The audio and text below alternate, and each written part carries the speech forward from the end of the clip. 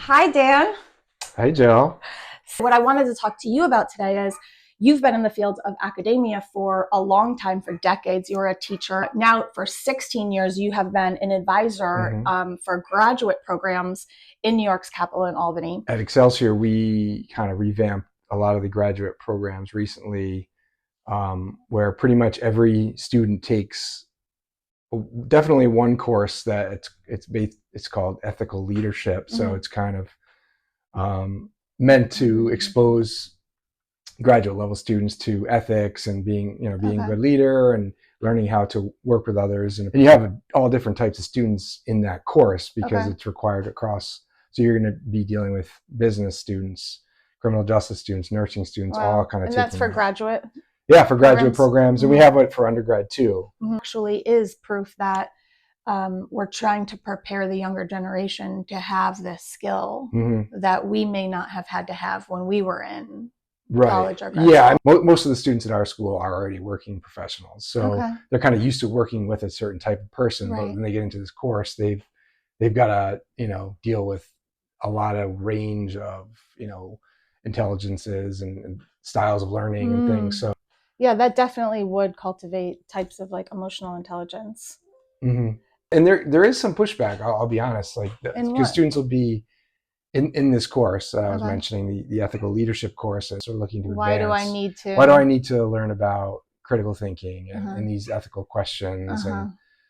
And so yeah, there is some kind of pushback to that. And that could be maybe more of like the traditional masculine feminine roles where they think, well, this is what I should be learning, And they think that this has no value. right? Like, what Yeah, value does it really have?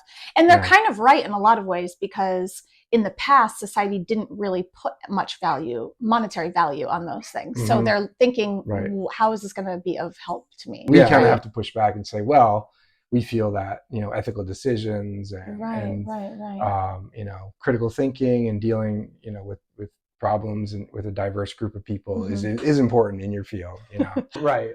That's great So because it means that your institution is promoting and in this kind of new wave of thinking where these things should be important and we should be training on them. In the last couple of years, there's definitely been a push for diversity, equity, and inclusion in our courses. Where if you get it in grad school or in your training, then maybe we won't have so many issues later on in the offices. Right. Exactly. Yes. But for our generation, it's more like, oh, do we really have to sit through this? Right. So I would say most of our students are probably in their 30s and 40s and 50s. Wow, so okay. they're and then maybe they had been in college and are coming back to get their masters or trying to finish up. So and they're like, we don't have a lot of time. Exactly. I got to do like the crucial stuff here, and you guys are trying to squeeze this into like the core, which I think is fantastic.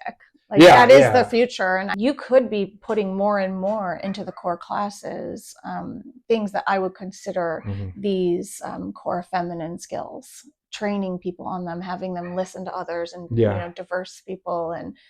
And it's tough because I think people that don't have that background in their career or maybe even in their life, it's uncomfortable for them to talk about diversity, or they've been told that they're not that's not welcome. Like we don't want to hear about your feelings. Yeah, exactly.